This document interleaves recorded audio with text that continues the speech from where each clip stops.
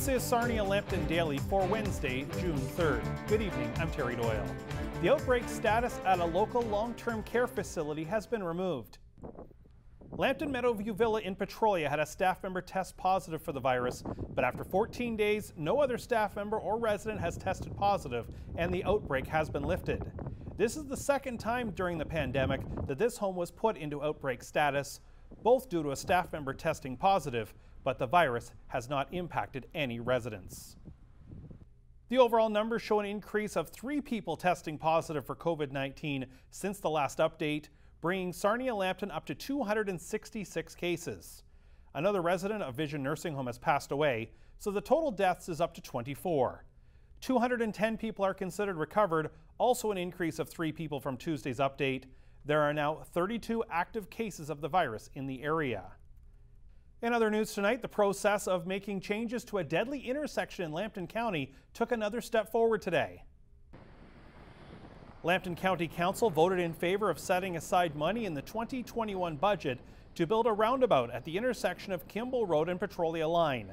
That location has seen many collisions over the years, some of them fatal, including the May 4th crash that claimed the life of a 66-year-old Glencoe transport driver.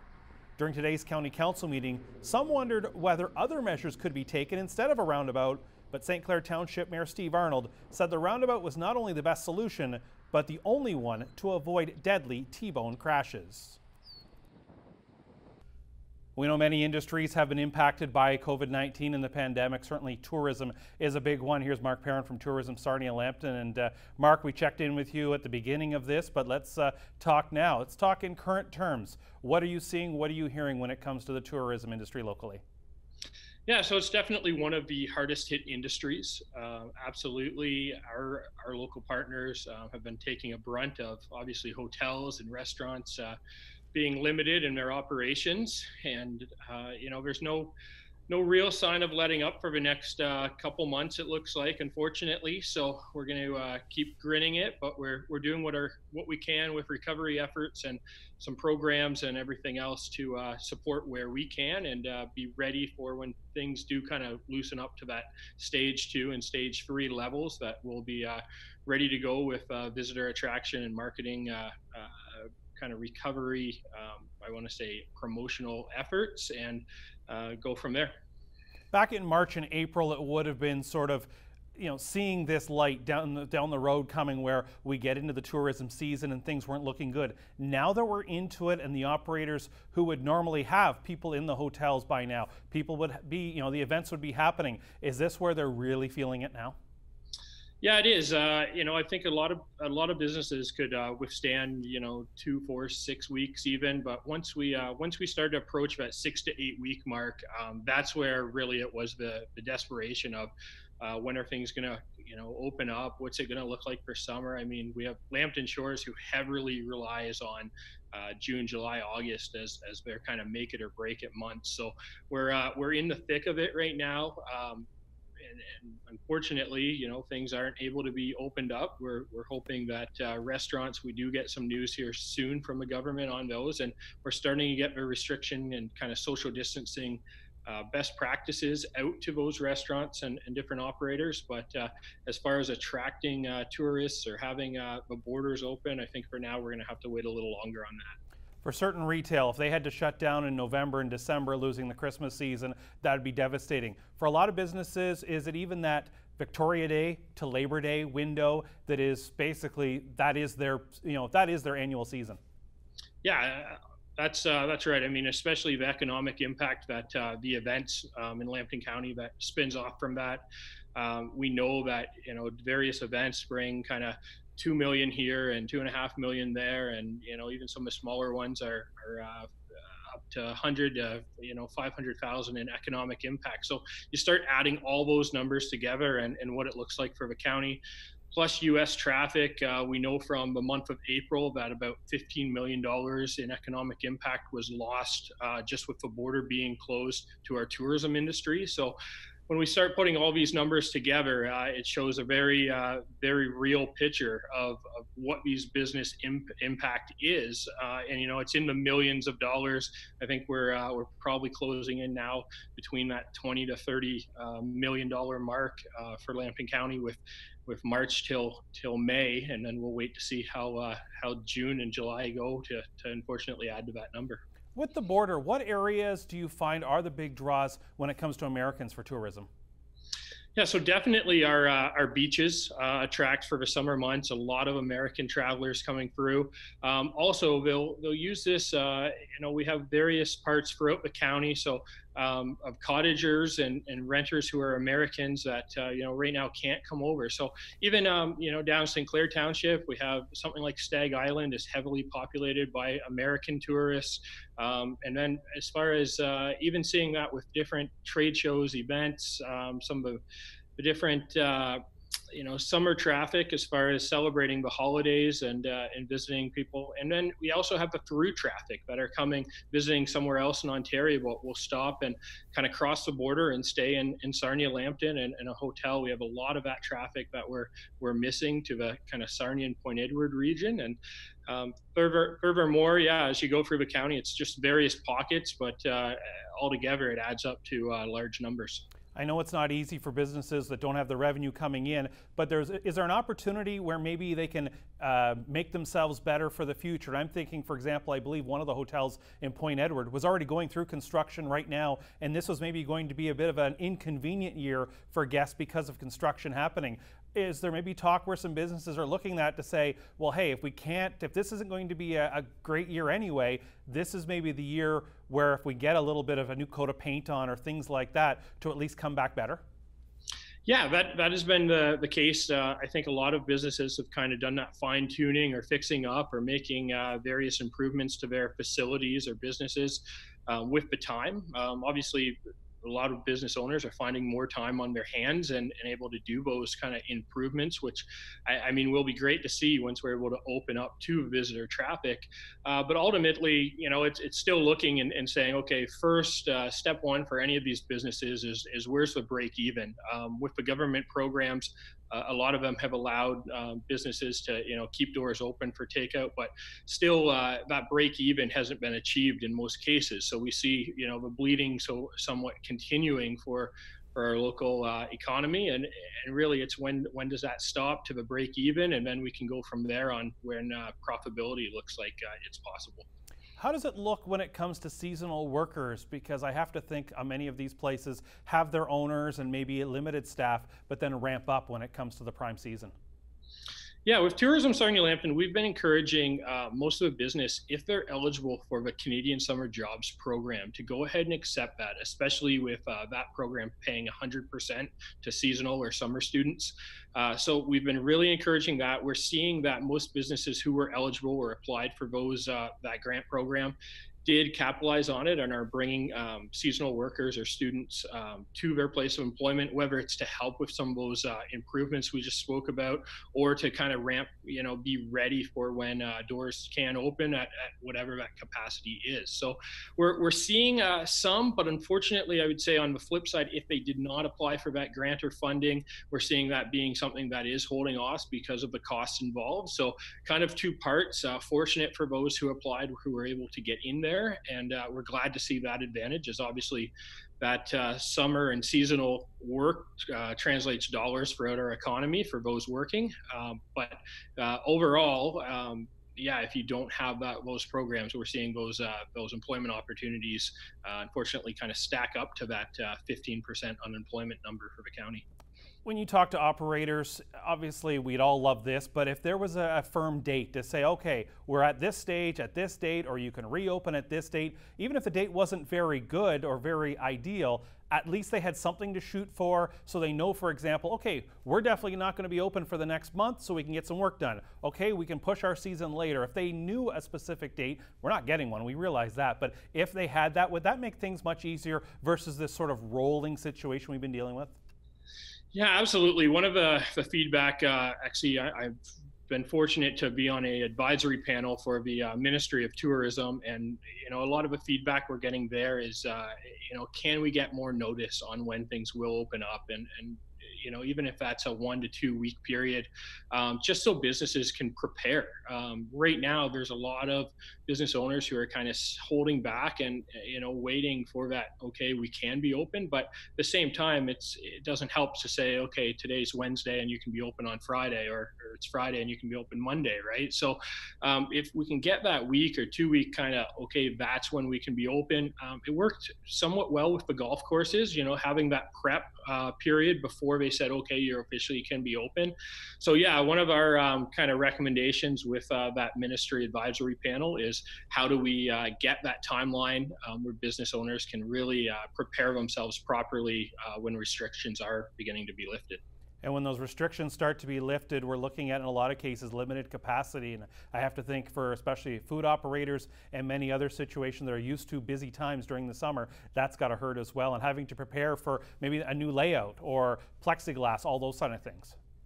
That's it. I think that generally, in talking about capacity, we're finding that 25%, really doesn't help restaurant owners or operators with the break-even analysis to only have 25%. So right away, the number that's being talked about is that 50% range, and when we can do that, I know certain places in the U.S. are starting to do that. So we're keeping an eye on what that looks like, and what the ORMA, and there's a dinesafe.ca. They've came out with a great program that's recommended by the in Tourism Industry Association of Ontario. So we're keeping with these recommendations. Ultimately, it will come down to a provincial decision, but I think we can probably see 50% from what we're kind of gathering as be the first restriction, and see how it goes. Not to be the bringer of doom and gloom, but there's some situations where an operator might say, hey, if I really can't operate in 2020, I might not be able to come back from this. Yeah, absolutely. We're hearing that across the board, that there's really businesses that are kind of on their last dollars on paying the bills and keeping the place open right now, and we need to get these businesses supported, and it's everything from your restaurants, your hotels, your small businesses, but various events throughout the community. Same thing. We really need to push support local right now. We're working with from Tourism Sarnia Lambton to be really in the support local, where we're a tourist in our own backyard for this summer season, and then keeping on that kind of 100-kilometer radius to bring people in and do the activities that we can. So really promoting people to come play golf and go cycling and go for walks and come see the waterfront, but obviously doing that in a safe manner and using social distancing measures. But that message, we know that our economy is crucial. 1 in 10 people are employed by the local tourism economy, and we need to get those people back to work, keep businesses open, and do what we can to really support them during this pandemic. So, normally in the tourism industry, it is sort of the opposite of most industries, because you're not usually marketing to your local area. It's to bring people in. You kind of hinted at a bit, but that's where I was going to go. Someone watching right now, either whether it's right now or maybe when things start to open up, what are some of the things, and it comes to really injecting dollars into the tourism community, can someone locally do to help out, not only for their own maybe mental health to take part in something, but obviously help out the industry locally? Yeah, absolutely. I mean, tourism in a nutshell, without tourism, you kind of have the same dollar going around in a circle, and unfortunately, you'll have the taxes from that dollar disappear every time it's passed around. So the whole point of tourism is bring dollars into the economy, and with that, the money stays here and can be impacted locally through various forms of business, and then trickle through the community to grow. So yeah, we actually every day, we've now, I think it's 120 plus businesses. We have $50 gift cards every day online that we're doing a draw for, with people liking and commenting our page. And I think that's about $6,000 or so that we've spent on that campaign. And we're working on another one where we do get hotels open, where money can be spent in a voucher form for different businesses, and just keeping money here and really opening that. But if you're local and you want to make a difference, obviously support a local business. Get takeout right now, even get a gift card. People obviously save for Christmas and different things, and why not right now go get a $50 gift card or $100 gift card and use it as a Christmas present or something down the road? And that $50 or $100 might be the difference between a small business being able to pay its bills for the month or not being able to. So definitely encourage everyone to think of the future, not just in this moment, but what they can do to support the industry as a whole right now. Are you hoping too people maybe buy into a simple thing, like for example when hotels can reopen, maybe the parents want to have a night out, get a babysitter, someone for the kids, since everyone's been stuck together for so long, or a hotel that has a pool, and maybe people who don't have a pool, you have you book the hotel room for the day and you get used to the pool and the activities there. Is it even maybe looking at those very simple things? Yeah, absolutely. It's thinking outside the box and going, what's a nice staycation, as it's called kind of in our tourism industry, as where you can stay local. And, we're fortunate, Lambton County as a whole. I mean, we're a large area and we have lots of different opportunities and places to explore. And it's getting out, exploring the whole county, venturing, all the way up to Grand Bend and seeing what's going on there to support that industry, as well as Sarnia, Point Edward, Corunna, Petrolia, etc. Just all throughout the county, the various places to go, things to do. And the dollars spent now probably matter more than they have in many, many years. So we encourage everyone to be active, obviously, safe protocols and following social distancing measures, but be active and support local where you can. Mark, we appreciate the time. We know it's busy times there. All the best. We'll talk to you again soon. Thank you, Terry. There's Mark Perrin joining us from Tourism Sarnia Lambton. Coming up on the other side of the break, earlier this week we talked to Adam Kilner and his story and talking about racial equality in the region. We'll catch up with someone else about her story and an event coming up in a couple weeks here in Sarnia. Here on Sarnia Lambton Daily on your TV.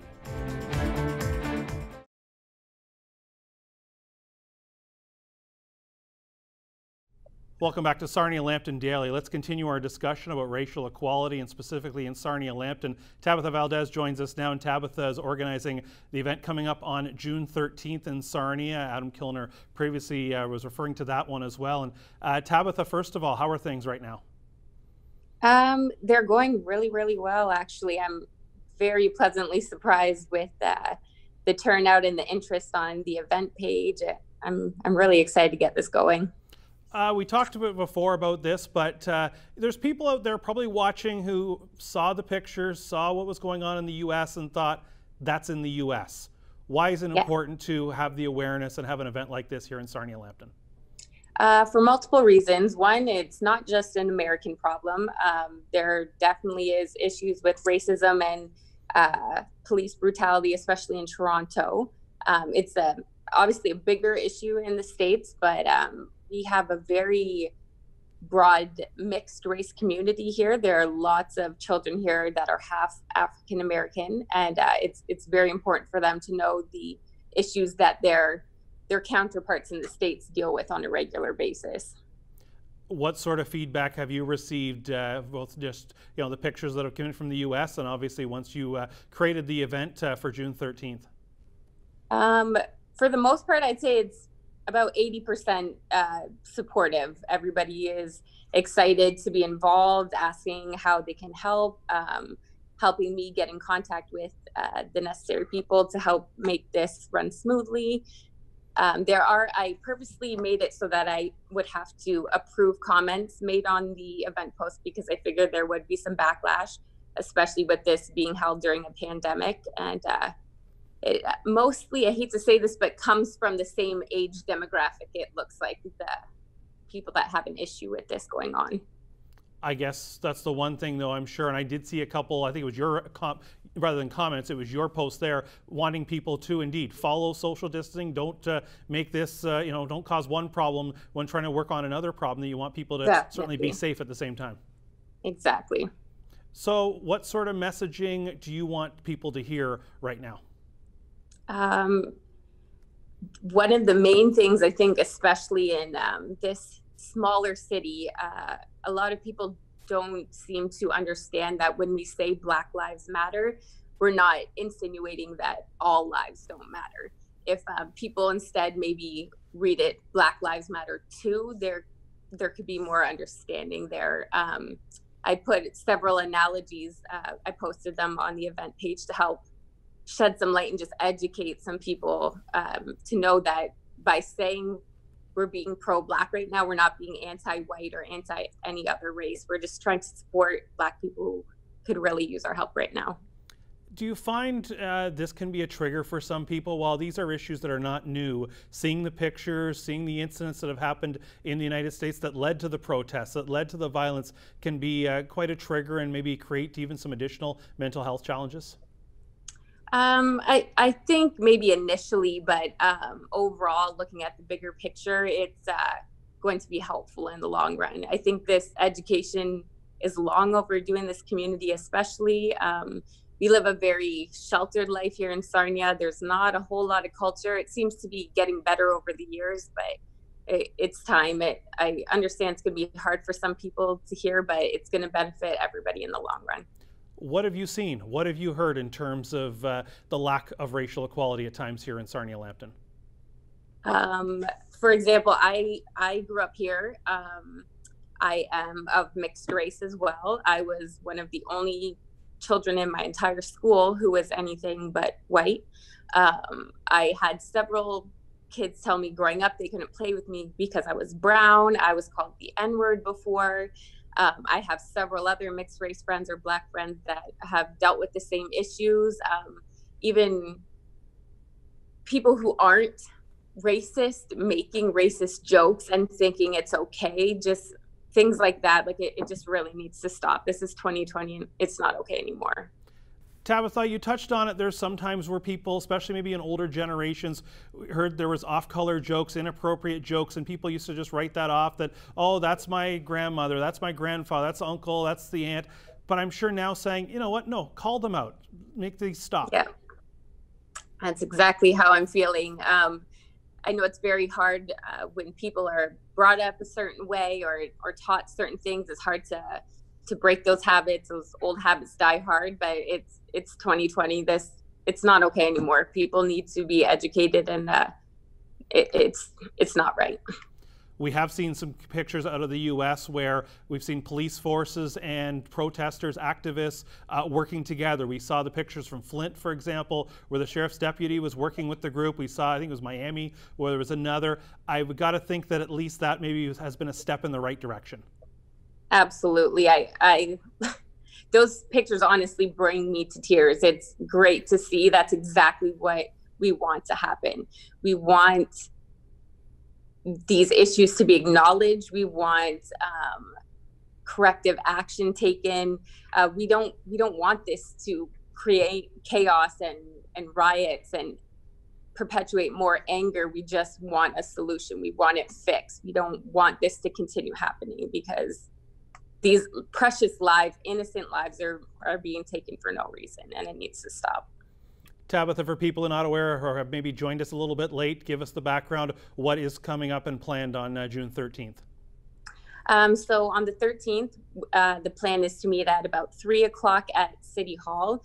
And we ask that everybody in attendance wear a mask, make signs, come with a positive attitude, stand in solidarity, be respectful.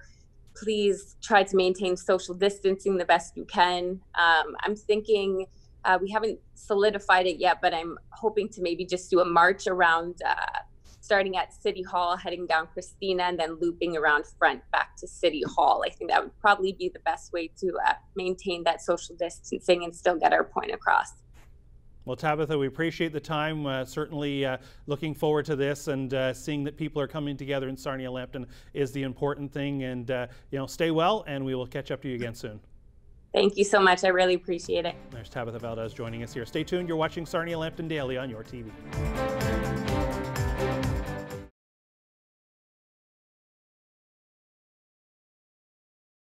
Recapping our top story tonight, mixed news in Sarnia Lambton on the pandemic front.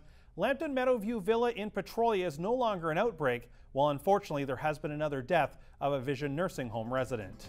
The total number of active cases now sits at 32, the lowest number since late March. That's our show tonight. Thank you so much for joining us. We will see you back here tomorrow.